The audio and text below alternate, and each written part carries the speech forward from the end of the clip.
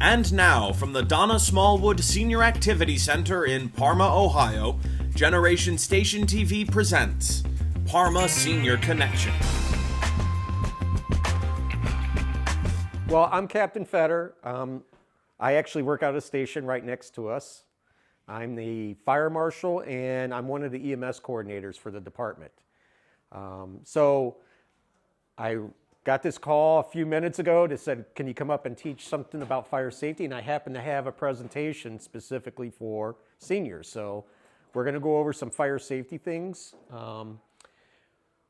Real quick, we're an ISO 1 Class 1 department, which what that means basically is out of all the departments in the nation, we're in the top 1%. So in Ohio, there's only 3 departments that actually have that designation. So it's pretty prestigious. And what's it mean? It means that we're truly a professional department. It means that we keep a lot of records, we do a lot of training, we make sure that our water supply is really good. We have the manpower to put out most fires. So it's really a prestigious thing. And like I said, not too many departments across the nation actually get this designation. So I always like to bring that up. Your tax dollars are being spent well, and they're being utilized to make the most efficient department that we can for what we taken in as revenue. Okay, so again, I'm the fire marshal. My job as the fire marshal is I do a lot of building inspections. Currently, right down the road here, we got a senior apartment complex going up. I spend a lot of time there right now. I'm doing lots of inspections. So we check the fire alarm system, the sprinkler system, stuff like that, and make sure it's up to code and that it'll actually work when it needs to work. So that's part of my job. And then as the EMS coordinator, I take care of all the emergency medical services stuff that has to be ordered. I manage all the paramedics, and we have a lot of paramedics now, a lot of young paramedics. Fortunately, one of my other jobs, my side job, is I actually run the paramedic program for our university hospitals. So I not only get to teach them, but I also get to hire them eventually. So it's really, it's a strong thing for us. We get to pick the best of the best, really. All right. Our department was founded in 1924. Next year is our big year, our 100th anniversary. Currently, we have 5 fire stations. Our numbers went up. We went from 108 to 112. So now we have 112 members, 3 administrative staff who really are the true leaders of our department, our 3 secretaries. I could never do my job without my secretary. And then the chiefs have 2 secretaries that do fantastic stuff. They keep everybody in line. We earned our ISO 1 class rating, like I said before. And for our call volume in 2021, we were at 13,098. I'm going to tell you we're going to surpass that number this year. We're already over those numbers. So we're easily going to break those numbers for this year. And there's a lot that goes into it. And I think it's a good and important topic to talk about is in 2030, it is estimated 1 in every 5 Americans will be over the age of 65. Okay, we finally caught up to where the baby boomers are finally to this age point where that's why you're seeing all these nursing homes being built and all these senior living complexes, because people are anticipating this. The bad side of it is EMS and the fire departments in the hospitals haven't prepared for it well. And that's the downside of it. So we actually added a 5th ambulance this year. We only had 4, but now we have 5 ambulances because we're trying to catch up to this. We know it's going to be a lot busier. And I can tell you guys, the hospitals the ERs are overwhelmed. There's just so many sick people now. So they're trying to play catch up as well. And we're trying to work with them as a partner to try to make the most efficient way to get patients into the emergency room. All right, U.S. fire injuries and deaths. They're the leading cause of fires are the leading cause of unintentional injury deaths in the United States for the elderly. Okay, more than half of the deaths occur in homes without working smoke alarms. Now, I went on 2 house fires in the last 2 weeks. Both house fires, not one single smoke detector worked. And one in particular that just happened, there were 4 little kids under the age of 5, and they would have been trapped had they went to sleep that night. Luckily, the fire came in right around 6 o'clock. Everybody was still awake, but had they have been asleep, the kids probably wouldn't have made it out because there was a lot of smoke. And that's what really kills the children. It's the smoke. They get that carbon monoxide in there, and then they can't breathe, and they go unconscious. So I kind of scolded the husband and wife a little bit, but they needed it because truly that's what's going to wake you up. Many deaths occur in home where smoke alarms are present but fail to operate due to missing, disconnected, or dead batteries. And this is across the state we're seeing this trend. It's, we publicize it a ton. When you change your clocks, change your batteries. If you don't have a working smoke detector, go get one. If you're a senior, you might qualify for a free one, right? So I'll talk about that in a little bit, but those are the things that we have to keep in mind with the smoke detectors. Most victims die from inhaling smoke or toxic gases, not from the burns itself, right? I can't tell you how many times we've found people with not a scratch on them, but they've died because they just inhale that toxic smoke. So that smoke contains 2 bad things: hydrogen cyanide. You guys all know cyanide's not good to breathe in, right? And the other one is carbon monoxide. The carbon monoxide actually makes you go to sleep very quickly, and the cyanide actually destroys your red blood cells so that you can't use your oxygen effectively in your body. So that's how it kills you. Home fire deaths are more likely to occur in the winter months. We're seeing the uptick in fires right now. We had a nice lull between August and November, and now we are really cranking out fires. We've had 3 fires already this month. So actually one was a commercial fire out back down the road here. Wasn't too bad, but the fires are upticking right now. And that's because of heaters and the way people heat their homes and stuff like that. All right, fire operations. For Parma Fire, we start off with 3 stations automatically anytime we get a call for a fire. So we'll have 15 people on the scene within a couple of minutes. And that's another part of that Class 1 ISO rating is you got to be able to put manpower on the scene as quickly as you can. If it's a working fire where we know there's flames and stuff, we'll call an additional company. All right. We never use our 5th company though. And the reason why is we need them to stay. We'll bring them up to Station 3 here, which is right next to the Smallwood Center here. We'll bring them up here to manage the rest of the city for us. And then we'll have to call in mutual aid if we get any other fires. The last time I did this, somebody asked, is there ever a time where we have 2 fires going at the same time? Absolutely. So that's why we want to keep that other station available for those fires. The companies themselves, okay, each station's called a company. The company themselves are divided into different jobs. So a lot of people look at fire scenes and they see the firemen pull up and they're like, what are they doing? They look like they have no idea what they're doing. It's what I call organized chaos, okay? The chief or his designee, maybe me, will run the fire, and we're giving everybody a certain task to do. And those tasks all have to be completed very rapidly. So it looks like they're chickens with their heads cut off, but they're actually doing a very specific thing to make sure that we get everybody out to put the fire out, okay? And we divide those up into command, attack, the backup attack line, ventilation, search, water supply, utilities, medical, and rescue. So all of those jobs are filled almost immediately on a fire call. It gets down to one thing that we say in the fire service: put the wet stuff on the red stuff. That's what we always preach to all our young guys. So basically that's what we're trying to do. We're trying to get away from that, having that fire generate all that heat and smoke that could potentially harm somebody inside the house. So that's our goal, is try to put the fire as fast as we can. Now, does anybody live in a high-rise? No? High-rises are really unique because even though the smoke, the fires may be 5 floors below you, all that smoke will rise up. So literally we have to try to manage every single floor as fast as we can. And that's why you might see Parma Heights, Seven Hills, maybe North Royalton, Brooklyn Fire come in, because it's a big deal. It's a lot of people to handle. I was on the big fire at Midtown. I was the first one there, and we had multiple people holding their kids over the railings, going to drop them to the ground because the smoke was so bad, right? So we had to ladder the building really quick and tell them, don't throw your kids down, we're on our way up, right? So we had a lot of difficulty putting that fire out because there was a structural defect in the building.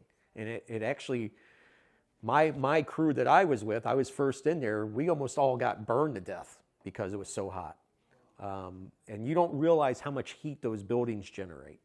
We're talking 1,200 to 1,500 degrees, and we're crawling on our bellies trying to get to the fire to put it out. All right, so many fires, we're seeing a big trend right now. Many fires are actually occurring in hoarder homes. And we just had one here earlier in the month. We had a hoarder house, fire in the bedroom. It took the guys a little bit to actually maneuver into that bedroom to put the fire out. They're extremely dangerous. You don't want anything in your hallways, all right? Stacked papers, garbage on the floor. It's extremely dangerous, and it actually causes not only a difficult time for the person that owns the home, but even more so for us when we go into it. We've actually had houses that were so bad that we abandoned interior operations, and we decided the house was a loss, and we just drown it to get the fire out. And then they'll bulldoze the house. And we're seeing more and more of those homes recently. And I don't know what it is. People just don't want to throw stuff away. But there comes to a point where you're actually going to cause danger to yourself. All right? You guys ever watch the show? Yeah. Those houses are throughout this area. I'm telling you. We have the same problems. So this is actually something that we have. We have these cameras called thermal imagers. And basically, when it's pitch black with smoke, we can illuminate this on the camera screen and we can see the fire. So this is a picture of a thermal imager that we use, and it actually tells us how hot it is.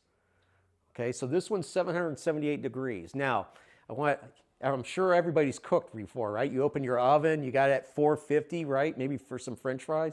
And that when you open that door, that heat hits you. Just imagine that, right? Just imagine it's 1,200 degrees and it hits you, okay? If we didn't have that gear on, we would instantly burn our skin right off, okay? So this is something that all of our companies have one. Usually the officer carries the camera and he directs the guys through the house even when it's pitch black. The thing that we can't see though is we can't see like holes in the floor. So a lot of your firemen, when you hear that they pass away, they die because they fall into a hole or something in the floor and we are unable to get them out and maybe the basement's on fire. So that's what makes the job really dangerous. That we do have better tools, but it's still a very dangerous job when we're dealing with it. The difference between materials in older homes versus newer homes, okay? What we call legacy homes versus synthetic materials. Almost everybody, unless you have a couch older than 25 years old, your couch was made with different materials. Today, the synthetics rapidly evolve into a fire. So it used to take, like if your couch caught on fire, let's say back in the 70s when somebody had a cigarette, they dropped it on their couch, it would take several minutes before that couch would actually fully ignite. Today, if you throw a cigarette onto a couch, it'll ignite almost immediately, like a Christmas tree. And it rapidly envelops, and typically people have about 2 minutes once that fire starts before the whole room will be on fire, okay? Because there's so many synthetic things. Look at everything in this room right now. This is plastic. This vinyl here. I mean, this whole thing will be really torched. And I'll show you guys some photos of some rooms that we've went in recently on fires and how bad the damage is, okay? Now, death rates for the older people. Yeah, come on in. Join the party. Okay. So older adults are 3 times more likely to die in fires than younger adults. Anybody got a reason why? Yeah, we're more mobile and you're a little bit slower, right? So it's harder for you to get out, right? That's why it's always good to practice, like, what would I do if I was in this room? Where would I go to seek shelter, right? If you were in the living room, maybe you got a side door on your kitchen. Maybe that's the fastest way to get out instead of going through the front door. There are 2 times more likely to die in fires than children ages 1 to 4. And then the death rate for older adults increases with age. Now, there's actually a formula when you're burned. And it goes on the percentage of your body burn and your age. And it depicts whether or not you will survive that tragedy. And I'm going to tell you guys, any burn more than 25% and you're over 65 is a very, very serious burn. It could actually cost you your life. Now, most people don't die of the burns themselves. They die of infection later on.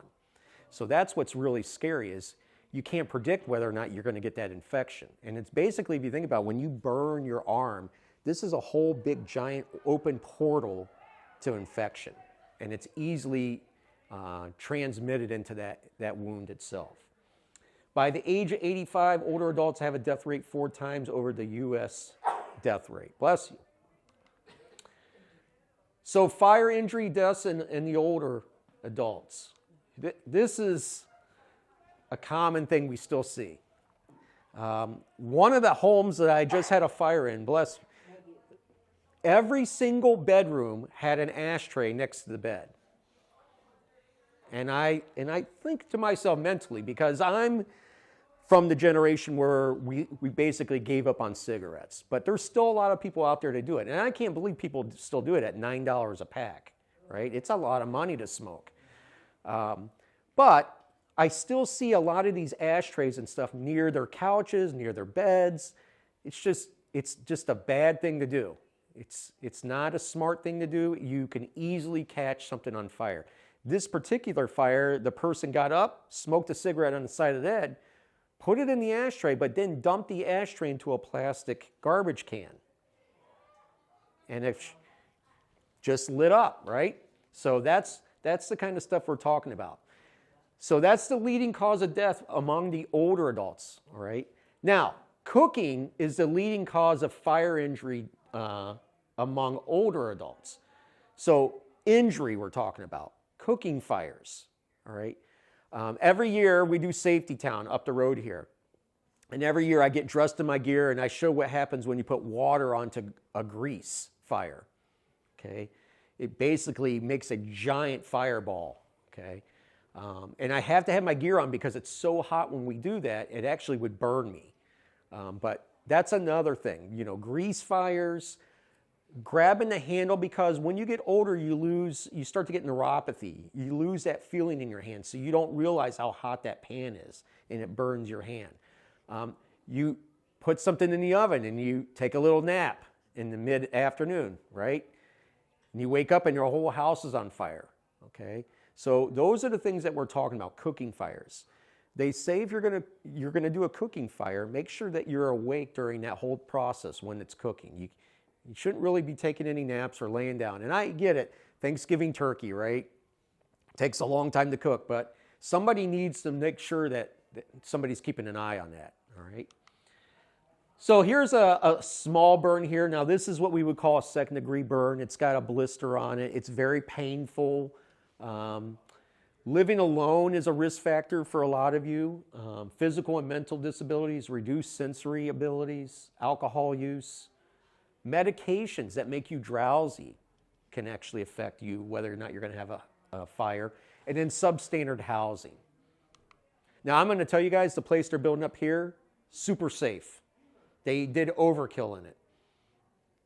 Sprinklered, smoke alarms in every single area. Literally, they put a smoke detector here and then like another one over here. They overkilled it. And that's good because we know that people 55 and older are going to be living in that building. So that's what we wanted, all right? To protect yourself and those you care about, follow these tips. Make sure you have working smoke detectors, okay? Test them each month. Or if somebody can't test them, have somebody come over and test them for you. Change your batteries at minimum once a year. We prefer twice a year. Now, The great thing is all the new smoke detectors come with a lithium battery, all right? And they're good for 10 years. So there's no changing of the battery for 10 years. Those are fantastic, okay? Install and maintain your smoke alarms. On the back, there should be a date. And we get a lot of calls for this. People will say, hey, my smoke detector is beeping. And the first thing we do is we'll take it off the wall or the ceiling, and we'll look on the date, okay? And if it's too old, and what's too old mean? Generally, the older ones that took like a 9 volt, it's like 5 to 7 years. The new lithium ones, like I say, are 10 years. If it's past that date, it's past its usefulness. It just needs to be tossed out and you get a new one, all right? Lithium technology, like I say, is fantastic now. It lasts a lot longer. Now, we do a smoke detector program. And the way it works is we get money from a community block grant each year. And we're allowed to buy so many smoke detectors. And once that money's out, the detectors run out. And we have to wait till the following year to get it. But to qualify, everyone in the house has to be over 65. So if you got your son who's 30 years old and he's living in your basement, you don't qualify. Okay, but if everybody's in the house and they're over 65, you qualify for that part. You got to own your own home. You can't be a renter. The renter's smoke detector should be provided by the landlord, all right? And then we only come out one time to install them. Now, if you had an issue with one, okay, let's say we installed one and it's beeping and it won't stop beeping, we'll come out and look at it. If it needs to be replaced, we will replace it at that time. But generally, we only come out one time, okay? So that's how our smoke detector program works. It is very simple. I'll give you guys the number later on, who to call. She's my secretary, and she'll go through the questions with you and make sure that you qualify, all right? If you smoke, don't smoke in bed. Don't smoke when you're drowsy. Don't smoke when you're sitting on your couch, right? It's just a bad thing to do. Use large, deep ashtrays, not the real small ones. And then let the matches or ashes cool completely before disposing of them. And never take your ashtray and dump it into anything that can catch on fire, okay? It's best to take those and put them in actually a metal trash can with a lid on it. Outside, yes. And I got a funny story. We had a house that caught on fire. And it was an elderly woman, but her routine every morning was to go out and stand on her back porch, smoke a cigarette, and then she threw it into a flower pot. She didn't realize that potting soil is flammable. And it actually lit the side of her house on fire and got into her kitchen, destroyed her kitchen. Okay? All because she didn't realize that potting soil, you guys know what I'm talking about, right? Miracle Grow stuff. It's very flammable, okay? Store your matches and lighters up high, especially if you got grandkids coming over. This past year, we had one incident where we had a kid start a fire, playing with their mom's lighter for lighting candles. But, kids are very mischievous sometimes. Studies show about 38% of children aged 6 to 14 have played with fire at least once. All right? Now, you got to go back, right? You got to think about when I was that age, what did I do, right? Did you use a lighter? Did you want to see some fire? Did you have a campfire, something like that, right? I always knew I was going to be a fireman when I was a little kid. I was drawn to the fire, the flames. I liked it.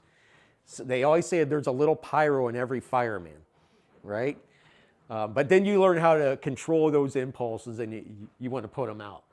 80% of those children were playing with matches or lighters. Okay. Now the weird thing is the lighters are much longer, right? We have these giant lighters now, so they're not as afraid if it was a regular lighter. So it's much easier for them, and it's one click usually, and you got it. Sometimes the old ones, it took you a few times to get it. Cooking fires. 2021, there was 350,000 home fires in the country. Half of them were cooking related. That's our number one cause of house fires, cooking fires. In 2021, we had 13 cooking fires in Parma. Okay. Dollar loss from cooking fires, 20,000 plus. Top 3 factors in cooking fires: unattended cooking equipment, Combustibles like dish rags or something that could catch on fire too close to the burners, okay? And then equipment turned on accidentally, right? One was a dog who turned on a pan which heated oil and it caught it on fire. So even your pets who jump up on your stuff can actually hit the buttons and cause it to turn on. Keep your area clear when you're cooking. We don't want stuff like, this rag right here. Clean up any grease buildup. You don't want all that grease on your stovetop. Make sure that you're wiping that off and keeping that clean too.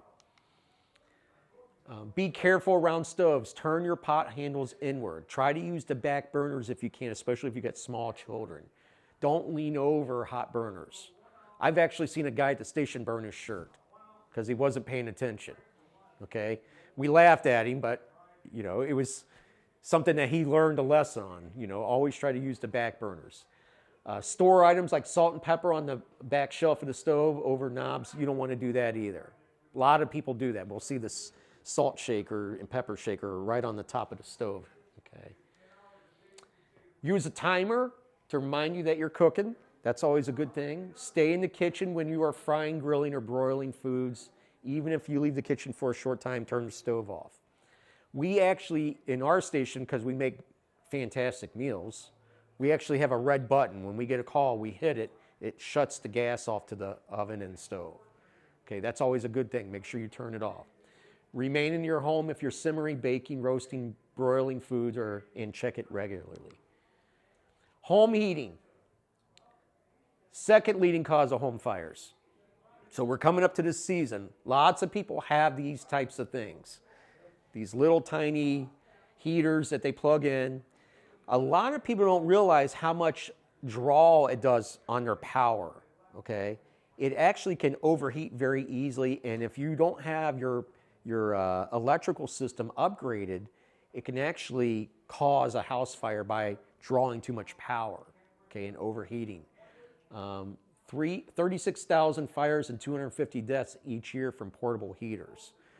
If you're a business in Parma and I go in and see a portable heater, okay, you're going to get a talking to because those things are dangerous. And people go, why? I'll unplug it or I'll turn it off. And I always say, people always say that. But it's 5 o'clock, you're ready to go home, and you don't hear it running, and you leave it running, right? So I'm very crazy about these portable heaters, especially in businesses, okay? If you have one at home, just make sure that you have one that's safe. That's Underwriter Laboratories UL safe. It's been checked out by them. We know it's safe. It's been tested by our people in our country, okay? Yeah. On the kitchen, there's a device that they're selling now that you put in a kitchen stove. It shuts down the stove. Yeah, there's automatic gas shutoffs if it detects that it's starting a fire. But most people, the best thing to have for a kitchen fire is actually a lid or an extinguisher. That's your best way to go. If you have a grease fire, you just slide the lid on top of it and it makes it much safer, okay? You don't ever want to throw water. A lot of people try to use baking soda. It's just safer just to use a lid, turn the knob off, let it cool down, and then you take it outside and get rid of it, okay? Oh, one other thing. Fireplaces and chimneys, okay? You're supposed to get them clean at least once a year. And what happens is when you have a fire in there, it makes this stuff called creosote, and it becomes very flammable. So there's chimney sweeps, believe it or not. There are chimney sweeps still around, and they come out and they clean that creosote off, all right? Yeah? That heater on the right, Yeah. I would never get anything like that. But I have one of those Dysons that changes from cool air to hot. Yeah. Is that better? Well, I mean, as long as it's UL approved, that's what we always say. Because I'm going to tell you guys, as you guys know, we get a lot of stuff from Asia, right? And it doesn't go through the scrutiny that US products does. UL basically puts it through, there's a whole division for UL that tests every device for fire safety. And that's when we see the UL we know it's already been tested. And if there's an issue with it, we report all this information to the federal government, and then that's when they do the product recalls. So if we got a UL thing and it keeps failing, they're going to pull it off the market. So always check for that sticker, because you know that's a better quality piece of equipment. All right, heat your home safely. You should have your heating equipment checked. They say once a year at minimum, get your heater checked. Keep combustibles away from your heater and your water heater. Frequently, we go in basements and we'll see a pile of clothes in between the heater and the water heater, okay? It doesn't take much. Something backfires, and next thing you know, those clothes go up on fire, and now you got a basement fire, okay? Never use a range or an oven to heat your home. And it's because lots of people don't know if their burners are working efficiently. If you see orange instead of a blue flame, then you might be releasing carbon monoxide into your home inadvertently, okay? So your flames should be blue, okay? They shouldn't be orange or red. Yes? That's another, why are we having so many homes, so many all-electric homes built? When I prefer a gas stove. I prefer gas too. If my house now has an electric range, but I know it's an older home, can I have that reverted back to a gas stove? You can, but you would have to get a new stove because they're piped differently. Right. Electric ranges, they're safe, but people tend to forget about they're on. They forget to check the knobs. And they stay hot. And they stay hot. Yeah. Yeah, you have one? Yeah. I truly hate this electric range, this whole thing, because we can't figure out how to operate it. Yeah, and it never cooks the way you want it to cook. And with my mobility issues, I don't cook that much anymore anyway. Yeah, just be careful with those electric ones. Although you're not going to get carbon monoxide from it, it's always on sometimes. It seems like the heaters, they leave those knobs on, and they're easily forgotten about because you don't really see that flame, right? All right, so space heaters, portable space heaters are a top cause of fire deaths in home heating equipment. 3 feet from anything if you're going to use one.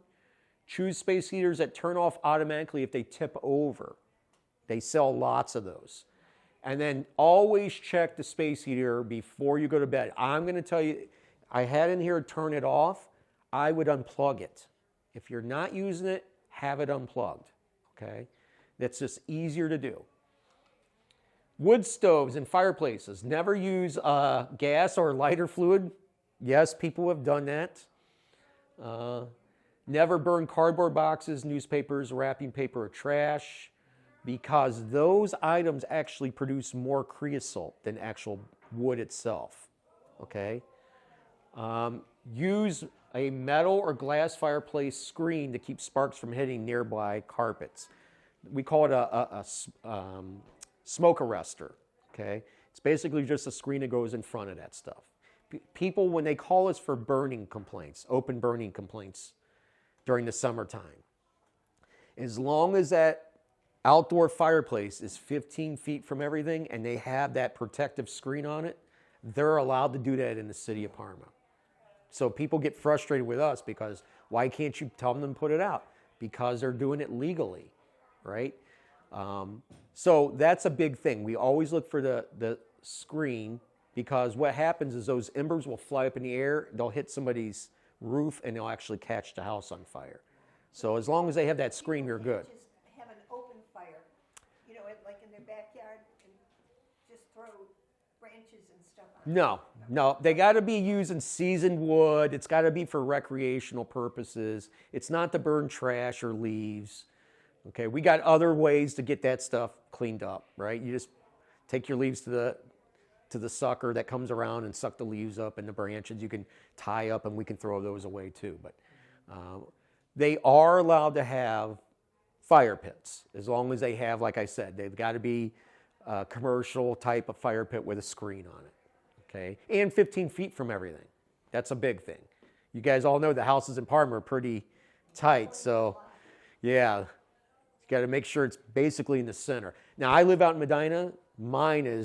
I got lots of place where I can put mine, right? People have called on me, but they come in and they go, oh, he's burning seasoned wood. He's got the screen on and he's okay, right? It's the same thing. Electrical safety. Make sure you have your electrical wires checked at least every 10 years. Now, in Parma, we have a big problem with knob and tube wiring. Okay, that was the old wiring that they used to use. And it's safe as long as you still have the tubes intact. If the ceramic tubes get broken, then your wires are going to touch and they're going to arc and cause a fire. Okay, lots and lots of homes in Parma have knob and tube. If there's a fire, though, they will pull all that knob and tube wiring out and rewire your whole house, which is very expensive. Okay, so we still have a lot of those types of fires. With today's world and everything that needs to be charged, we are overloading our electrical systems, especially in our houses. A lot of houses in Parma are still 60 amp houses, but you're drawing the power for 100 amp service, which can cause a fire because you're overheating your wires. So that's another thing that we have to worry about, okay? Don't use extension cords or use them very limited amounts. Those extension cords, everybody goes to the hardware store and they go, well, this extension cord costs $3 and this one's $15. And which one did you pick? $3 one. Why? Because it's cheaper. But it's cheaper for a reason. It's probably cheaper quality and it's prone to catch on fire. Okay? We're having a big problem right now with the cell phone charging cords. You guys know what I'm talking about? Especially the ones they sell in gas stations. Right? You go, oh, it's only $1, I'll buy it. But that thing is no good. Okay? We've had multiple houses catch on fire with those cheap cords. All right? So always, if you have like an iPhone, buy the real iPhone charger. It's been UL tested. We know it's going to be safer. Okay? If you have small children visiting, make sure you get the plug covers. All right? Those are really, really important. Replace outlets if they don't fit snugly. Never rip a cord out of it. Always go and grab it firmly and pull it straight out. You don't ever want to rip it out. Ground faults should be anywhere where you have water. And a ground fault is anytime you see these two buttons, that's a ground fault. Okay, that means if water gets in there, it'll actually kill the power to that outlet so that you don't get electrically shocked. Yeah.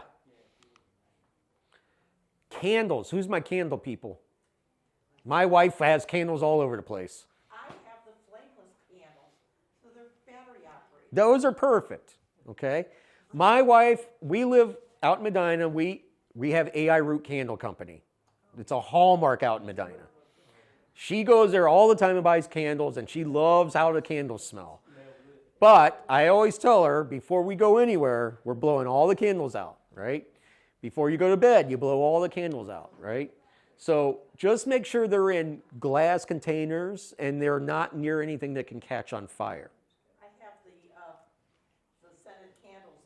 I can't burn them because my son has 3 macaws and it affects the birds. Oh, yeah. That's why I have the flameless candles. Yeah, that's good though. Never leave a candle unattended. Blow out candles before you go to bed. All right. We teach this a lot to the younger kids, okay, especially when we do Safety Town. Practice 2 ways out of every room, okay? 1 way might be out a window, just so you guys know. Call 911, preferably from a neighbor's phone. Get out first, then call, okay? Seniors should know the exit plans for the buildings they spend a lot of time in. The church, senior center, family members' homes. Okay? Every business in Parma gets inspected once a year. And we check all the exit lights. We make sure the exits are clear. Now, the problem with that, though, is people could inadvertently stack stuff there after we do our inspection. We wouldn't know about it. So when we get complaints, that's what we go out and look at. Hey, you blocked this exit. You got to fix this, clean this area up. So we're always looking for stuff like that. And then have an escape plan.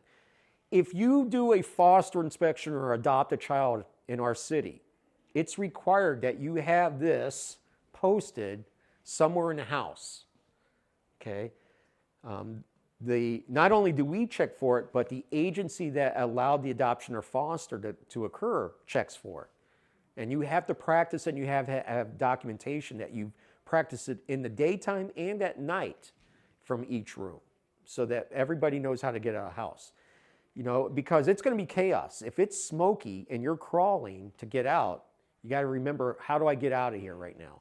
Okay, and if I encounter flames here, I'll just have to backtrack and go a different way. So that's why we always say practice 2 ways out of every place. And then have a meeting place. You know, especially if it's you and your spouse, have a place where we're going to meet once we get out. Okay, maybe you're in 2 different bedrooms or whatever. So get out as soon as you find a fire. Don't ever try to fight the fire. Okay, so many people do this. They think they're going to go in and put the fire out, and then they don't have to call the fire department. Just get out of the house. Too many people have been killed because they just were being stubborn and they didn't want to leave and call the fire department. It's just safer to do it that way. Once you're out, stay out. Even if you know your pet is inside the house. So many people have lost their lives over pets. Okay? And I know pets are sometimes like your children, but it's not worth it to go in and risk your life for a pet. Okay? We'll come there. We actually have equipment to resuscitate dogs and cats and stuff like that. Now, if it's a snake, I'm going to tell you the guys aren't going to touch it. Okay?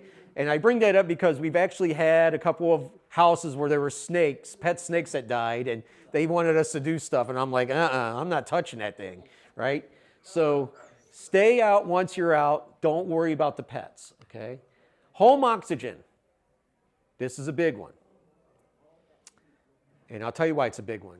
We've had 3 major fires in apartment buildings where people were smoking with oxygen on. 2 of those fires, one completely burned the whole building completely to the ground. The other one caused the building to be closed for 3 years, basically. Okay, these fires are very, very dangerous. Very dangerous. People smoke with those nasal cannulas on for oxygen. Even if it's only 1 liter of oxygen flowing through it, it can ignite. And basically what it does is it'll singe them, it'll catch their clothes on fire, then they're running through the house trying to put it out, and they're catching other things on fire.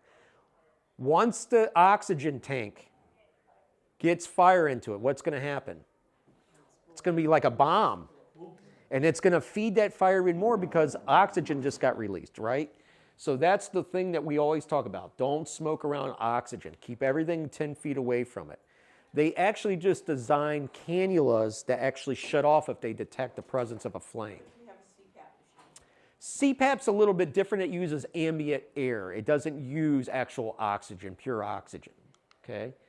Carbon monoxide, invisible odorless gas, created when fuels burn inefficiently. And that's that orange or red flame. That's when you know it's not burning correctly. Furnaces, gas appliances, generators, water heaters, clothes dryers, or cars left running in your garage. Never run your car in your garage. I know it's wintertime, but at least pull it out a little bit so that stuff's not coming into your house. Have fuel burning appliances, furnaces, and vending and chimneys checked annually. There is a requirement that you have to have a CO detector in your sleeping area. Okay, this is actually from the Ohio Revised Code. All right, especially when you have unborn babies, infants, children, seniors, or anybody with like major medical problems. All right, so lots of people put their CO detector in their basements, which is a mistake. CO detectors should be by your bedroom, and here's the reason why. While you're awake, CO is going to give you a really bad headache, and you're going to start to feel dizzy. If CO happens in the middle of the night, it's just going to put you into a deeper sleep, and you're going to die from it. So we want you to be woken up at night. During the day, you're already up. Okay, so, and the thing is, a CO, once it gets into your house, it goes everywhere. It fills every space. So it's not about where it's at when it's going to go off. It's going to fill the entire space with CO, especially if it's a heater, because it's going to travel through your vents and go to every room. Okay, so always make sure you have a CO alarm, a detector near your sleeping areas. All right, headache, nausea, drowsiness can be high levels of poison, can be fatal, and you can have death within a few minutes. Usually occur in the winter months because we're using all these heating sources. All right, Knox box. This is actually, I'm going to bring this up. We actually have a company that we use called Knox box. They're used by almost every department in the country. Basically, it's a place to put your house key or your apartment key into this box. The only people that have access to this box are the firemen. Not even the police have access to it. So instead of breaking down doors, if you are listed with a Knox box, our dispatch will say, hey, just so you know, the resident has a Knox box that's located on the side door above the mailbox. The guys will go right there. They'll open the box up with our special key. They'll pull your key out, open your door, and then when they leave, they put the key back in and relock it. So Knox boxes are a really good thing. The problem with the Knox box, though, they're very expensive. I think this model here is roughly like $200 bucks. But then you think about how much does a door cost to replace if we have to break it down. It's going to probably be over $1,000. So a lot of people justify it that way. No, because your hinges are on the inside. So we can't take your door off. I locked myself out and they took my door off. Yeah. So a lot of your apartment buildings, we require them to have Knox boxes. So we have keys to all the apartments in the town. You do? Uh-huh.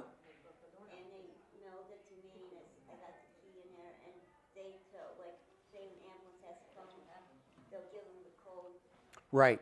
Yep. A lot of people do that. They call our dispatch. They put the code into the dispatch center, and if there's a code, they'll say, "Hey, call for the code to our medics when they're coming to pick up people for like emergencies." All right. So it is a good program. I mean, all of our current businesses have Knox boxes, especially businesses because those doors are really expensive. But a lot of people, especially a lot of older adults, have Knox boxes too. Okay, and you have to go on this website, and then they send it to you, and you have to pick Parma. Make sure you pick Parma, Ohio, not Parma, Idaho. We get a lot of people. There's a Parma, Idaho, and a Parma, Ohio.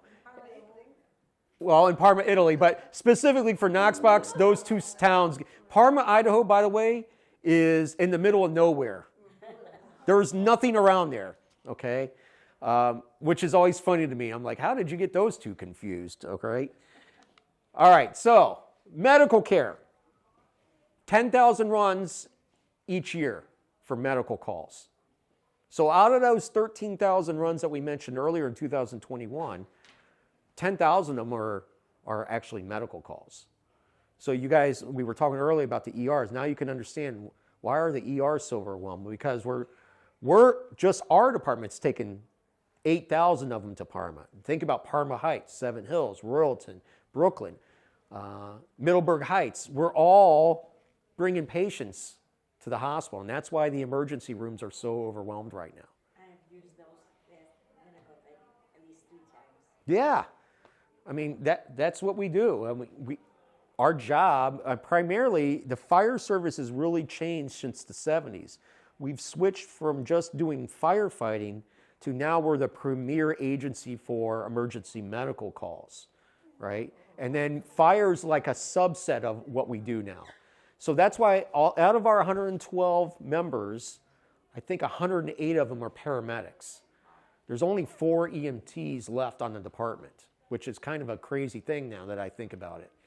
When I first started, there was half the department was paramedic and half was EMT. And basically all the EMTs are gone. So everybody basically on every single run can provide advanced life support. That's what's great about a paramedic, okay? When I first started, we went from a small box of medications. Now the guys that ride the ambulance have about 60 different medications that they can administer. So they're really, truly, it's a portable emergency room, okay? So we staff each ambulance with 2 paramedics. We have all the latest equipment. The chief's very good to us. Anytime there's something that comes out, we preach to him what we want, and he says, go ahead and get it, okay, as long as it's within budget. So we can do video teleconferencing with the ER docs. We actually have iPads, and we can do that through a secure network where nobody can break into that. We have heart monitors that cost $50,000. We do advanced stroke stuff, IVs, blood draws, all kinds of stuff now. So that tax money that comes in, we use a lot of it, and then we write a lot of grants too, where we get free money to buy and purchase equipment. All right. University Hospitals is our medical command, and Dr. Dussel, who's the second guy in charge, he's the chief medical officer over there, is actually our medical director. So we basically have the top guy in the hospital as our medical director, which he comes out and he goes over stuff, and we actually do some procedures that no other department in Northeast Ohio does. And the reason why we do it is because he trusts us and he signs off on each medic each year.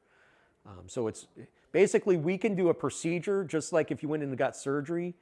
When they put you to sleep, we can do the same thing, which is kind of crazy, right? That blows people's minds when they hear that, right? So we... Well, the lives you save by being able to do that. Yeah, And the time to get to the hospital. right. We can put a tube down people's throat, breathe for them, and all kinds of stuff. We have machines that do CPR for us now. I mean, we really truly are an advanced department. Yeah, and I'll tell you, all the departments that surround us, they're all really good paramedics. Like I said, I train a lot of them, so I get to see a lot of their faces. We're on first name basis with everybody. It's a really, truly a good thing around here. All right, so one thing I'm going to tell you guys is your medication list. Make sure that you have a list available. So if the paramedics come to your house, you can just hand us the list, and we're not spending time looking at every single bottle, trying to write everything down. We grab the list. Good idea to keep that list in your lockbox. Well, the best place to put it is on your fridge. Okay, there used to be a program called Vial Life where you would write your meds, you put it in a prescription bottle, and you put it in the little sticker on your fridge. They did away with that program, but it was a really good program. All the medics will generally look on your fridge to see if there's some type of medication list. Well, you could do the same thing. Put a sticky, you know what I'm talking about? Yeah. And put it one to the refrigerator, one to the bottle, and then stick it to the. Yeah, absolutely. And that's the big thing. We're just trying to save time, right? We want to make sure that we write all your meds down because that's important for the emergency room to know your medication, especially if you were unconscious. It'd be really, really important, okay? Make copies if you can. Make a copy of it. That way you don't have to give your original list. If you go off a med or you add a med, make sure you update your list. That's a frequent problem, okay? The hospital here is amazing. Very amazing. I'm going to share a quick story with you guys. About 2 years ago, I almost died. I was walking up to City Hall on Ridge Road, up those steps. I hate those steps. And I started getting short of breath, and it turns out I had 5 of my 7 major arteries in my heart were blocked. So I had open heart quintuple bypass over here at Parma. Fantastic surgeons, fantastic cardiologists. I was only off work 2 months. I went back to work 2 months to the day. So when people tell me that Parma's no good, I always share with them, well, you don't know the new Parma. They got new people running the place, and those two individuals are really good friends of mine, and they really are trying to change how Parma is now the second, okay, It's the second busiest hospital in the entire UH system. Main campus downtown, and then this one.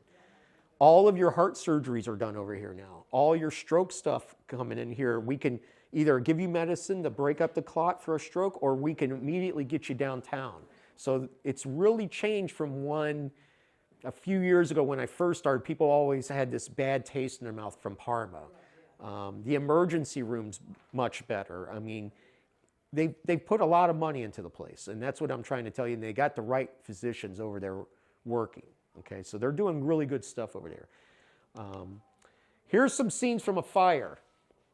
Now, this happened, and I'll show you guys a few. This occurred because of what we talked about earlier, a portable heater in their sunroom. Okay, he left it on, went into his house, laid in his bed. Okay, about an hour later, he started smelling smoke. And next thing you know, the whole house was on fire. This house was destroyed. As you guys can see, the roof's dipped in there, this whole back of the house. That's your shower. It melted from just the heat. Okay, this was not even close to where the main body of the fire was, but it's the heat deforms it like that. Okay, as you guys can see there's like a bedroom. This fire here in particular was somebody that was smoking in bed. Here's the key though. They were smoking in bed and under the influence. Okay, they're lucky they made it out.